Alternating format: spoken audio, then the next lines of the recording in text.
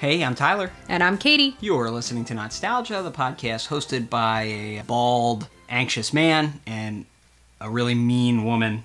Wow, you're not wrong. I am mean. I love being mean. The I live to be mean. Psychiatrist is in. Would you pull a football away from me? If I knew that you were going to tumble head over heels and it would be real funny, absolutely. Maybe not now that we're approaching our mid-30s, though, because I feel like after you turn 30, a real tumbly fall like that can not be so good. So when you started That's why we can't have a slip and slide at our summer barbecue. I was certain you were going to say, if I knew you wouldn't get hurt. Oh, but you no. said, if I knew you would tumble head over heels. I fully support your decision to do it. If it's going to be hilarious. Just and if let I it go, happen. ah. Yeah. Okay, Kate. Have you ever seen a Charlie Brown Thanksgiving? I have a vague memory of this. I think I have, because I think Snoopy has Thanksgiving, but he makes like a weird assortment of food. It's like popcorn and jelly beans or something. I don't think I've seen this.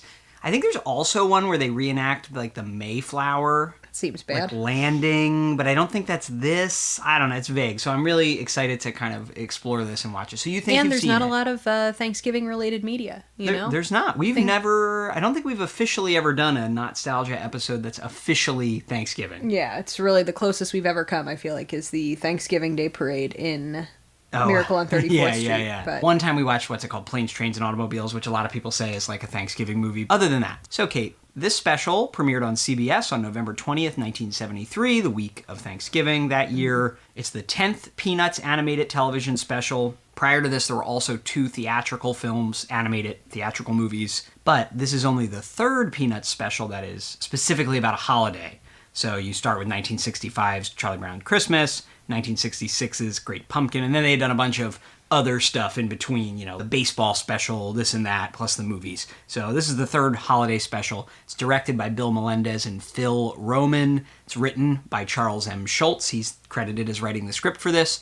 And this one's noteworthy because allegedly this is the first Peanuts animated special of all of those 10 where the script is original for the special, not just a literal copy-paste of several comic strips that already existed. fascinating. Does that make sense? I actually am fascinated by that. Yeah, so Charles Schultz was getting writing credit, but it's because, and I don't know if he was involved, I assume he was, but that like just taking strips that were already good. So if you ever read through these, we have a few of the hardcovers, and they're actually really fun to read.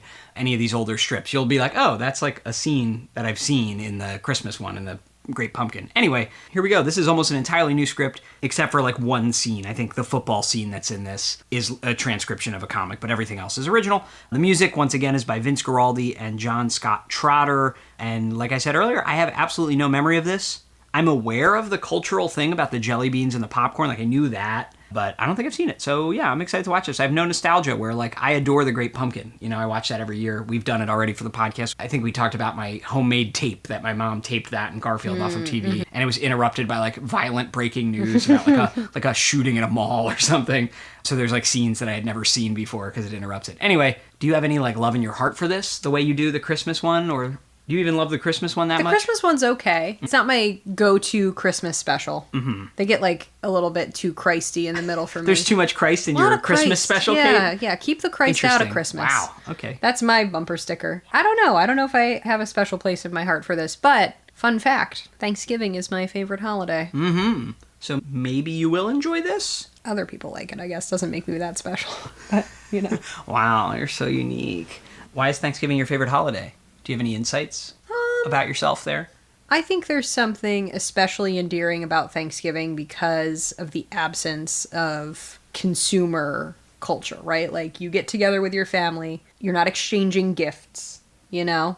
It's literally the final day before the capitalist bacchanalia that is officially the Christmas season. All you consume on Thanksgiving is a lot of food, which is really pleasant. And like anyone who has listened to this podcast or knows me personally knows that I f***ing love food. All you have to do is go back and listen to the Home Alone episode where we consumed a Panettone while watching Home Alone, and it's absolutely perfect. you enjoyed the Sacrifice the Panettone. Quality of the podcast Lots so of that I could chewing have on a that one. Panettone. If you like chewing, go listen. Anyway, all right. It's ASMR. People pay money for that, little creeps. ASMR is not creepy, is it? Let's see what Charlie Brown and his little friends are up to. Anyway, why should I give thanks on Thanksgiving? What have I got to be thankful for? All it does is make more work for us at school. Do you know what we have to do now? We have to write an essay on Stanley Miles. You mean Miles Standish? I can't keep track of all those people. What's all the commotion? We've got another holiday to worry about. It seems Thanksgiving Day is upon us. I haven't even finished eating all my Halloween candy. Sally, Thanksgiving is a very important holiday. Ours was the first country in the world to make a national holiday to give thanks. Isn't he the cutest thing? I won't move the football this time. What a 70s sentence. Charlie Brown saying he's gonna accidentally kill himself because of the football gag. I just love how this literally starts the first second. Mm-hmm. Lucy calls him over and he goes, "She must think I'm the stupidest person in the world." And just the idea that he's gonna try to kick it. I know we all know what's gonna happen, but it's just very funny. I know that's not a groundbreaking observation, but is Charlie Brown a good example of externalizing your feelings, like talking about your feelings, or is he a bad example of being way too anxious? What do you think? I think he's doing a good job of like talking through how and what he's feeling, I appreciate it. I think sometimes we need to process externally. We got the Vince Guaraldi trio, right, which you can't beat. Mm-hmm. I just don't always love a kid voice actor, though. This voice is notably different than the Halloween and the Christmas, because that was like 6 years ago. I just feel like all these kids are like 60. They're you know so what funny. I mean? Yeah. They just gripe about I'm surprised to see something from the 70s where we're complaining that Christmas stuff is in stores too early. I thought that was a modern issue. Why don't these kids ever wear pants? If we're to believe it's Thanksgiving. Maybe he lives in Southern California. Yeah, they're all in shorts. Charlie Brown's in his short sleeve No, there's polo. sleeves. Yeah, we've seen snow on the ground, right? Here. Just like this sexual aggression on Peppermint Patty is kind of wild. Peppermint Patty has not only kind of sexually aggressively been like, we'll keep these intimate details to ourselves, but also has invited herself over for Thanksgiving. Peppermint Patty would eat the turkey neck. Don't these kids have anywhere to be on Thanksgiving? All their parents are like, yeah, you can go to Charlie Brown's house. Like, you don't think Charlie Brown, as an example, like, gave kids anxiety? When he's like, I'm doomed. Because of this thing, Peppermint Patty will hate me for the rest of my life. I actually think it's a pretty good representation of, like, kid anxiety, right? Like, kids are a little bit time blind, They don't have the ability to, like, think beyond the moment often. So it's like, this is it. I'm doomed. I think it's a pretty good representation of kid anxiety, All right, so Linus is like, look, let's be flexible here. We're going to figure this out. So they've given Snoopy a task. And Woodstock, who I think I have Woodstock energy. Yeah, is Woodstock your avatar in this world? Mine's Charlie Brown. I think I might be Woodstock. I could see it. It's always weird when the music like gets into like a lyrical little birdie. Yeah. See, look how mad Woodstock gets. I don't think I understand how Snoopy became such a phenomenon. He's just like a fun-loving little dog. You know? He's always solving a problem, right? Like, he's kind of central to the story that he, like, either solves a problem or gets shot down over France, and then you get the whispery flute. But, like, I just think the cultural love of Snoopy, it was, like, so huge. Just like Snoopy mania, I mean, he's cute, Here's a dog and a bird playing table tennis. Woodstock's really sticking out to me as a great element here. And I don't usually love a Woodstock, like a little guy who's unintelligible, It's a really good representation of a garage, though. It's absolutely stacked to the gills. Can't find anything. You think you found the folding table, but it's your ping pong table. Mismatched, broken beach chairs. Bit more abstract than I'm used to in a Peanuts. I kind of like it. I like Snoopy fighting with a beach chair. Yeah, the beach chair has like come to life, essentially. And they're doing battle. It's a great little fight scene, though, yeah. Snoopy's biting its ankle. If you're mad about people's pronouns and stuff now because you're an intolerant piece of shit, but you grew up watching Marcy call Peppermint Patty sir, and you had no problems with it then. What's your damage? What are those toasters? Those upright... I've never seen a toaster like that. Is that like a 70s thing? It's gotta be. There's some normal, like the toaster you probably imagine when you think of a toaster, like a pop toaster, but then there are these ones that are like a little pyramid and you jam the toast in the sides. Very interesting. Here's what we're making for kid Thanksgiving, for Snoopy's Thanksgiving. Toast. Buttered toast. Which I love toast. So, okay, popcorn. Mm-hmm. Stovetop popcorn. Oh, yeah. That's good stuff. There's the jelly beans. Pretzels. Some pretzels. Honestly, this is a good spread. I've always loved cartoon food, good-looking cartoon food. This is a good display of the pretzels are so like curly. See, look how mad Woodstock gets. I want a little more of the kids talking shop about Thanksgiving. I'm sure we'll get there when everyone arrives, but this is very Snoopy heavy. Because Snoopy's a phenomenon. I'm sure as a child I would have preferred more Snoopy, but right now, as a man in my 30s, I want to hear the kids complaining or discussing the first Thanksgiving. All these kids do is complain. Here's Snoopy as a colonizer. Whoa. And Woodstock. Oh my god, I can't believe Woodstock would do me like that. Well, you're just lucky Woodstock's not dressed as a Native American Good point. in an extremely tokenizing costume. Are we insufferable? Yes. You know what was probably really insufferable? Genocide. Fair point. Franklin just dabbed Charlie Brown up. Jesus Christ. Once again, Linus gets to come in, give us the real story of Thanksgiving, and do the prayer. Imagine inviting yourself over to Thanksgiving and then becoming irate at the food that's served. Who's Miles Standish? He's a pilgrim. Famous pilgrim. I feel like Marcy is like a spooky little child. Hi, sir.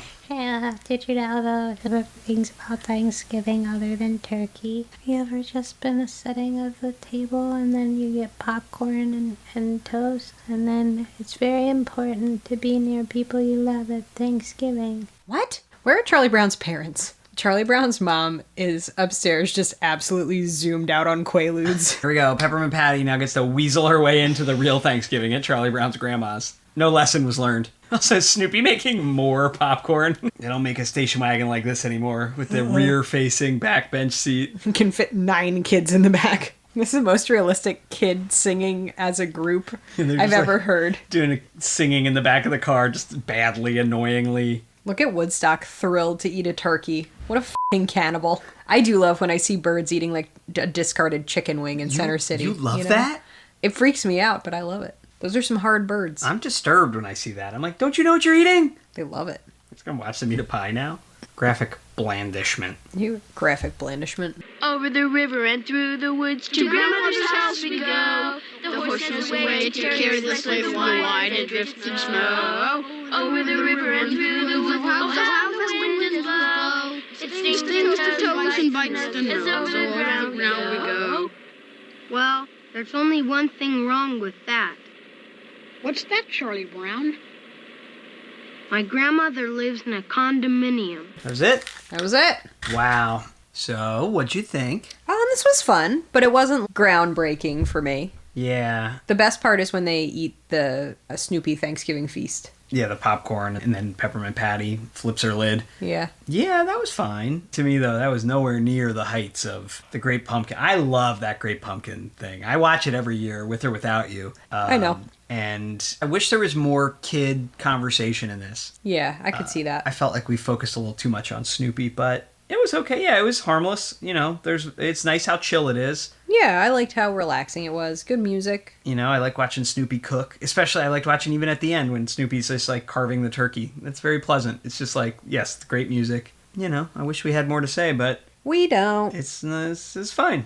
It's fine. I think you could do too much with these Charlie Brown specials. I think there's just too many. It dilutes the power, maybe, of how kind of funny and unique some of the earliest ones were, even though this is only number 10. I don't know. Maybe it's too much of a good thing. I think you might be right. I really had a good chuckle, though, at the end when Charlie Brown said that they can't sing Through the Woods to Grandmother's House We Go because his grandmother lives in a condominium. That got me. All right. Had enough? You ready to kick off the holiday season, Kate? Yeah, I am. You know what this means. Next week, you're going to be spinning the Wheel of Scrooges. Oh, God. Again? The new and improved Wheel of Scrooges. God, guys, I cannot wait to tell you about the things I saw on Tyler's computer screen while he was creating the Wheel of Scrooges. Guys, just in prep for next week, if you want to play along, go to www.wheelofscrooges.com. Do we own that domain? Are we paying money for that? I'll tell you more next week, Kate. What the hell? Monday, Charlie Brown and Snoopy celebrate Thanksgiving, and guess who's cooking? What blockhead cooked all this? Be there for the kickoff. Monday at 8, 7 Central and Mountain.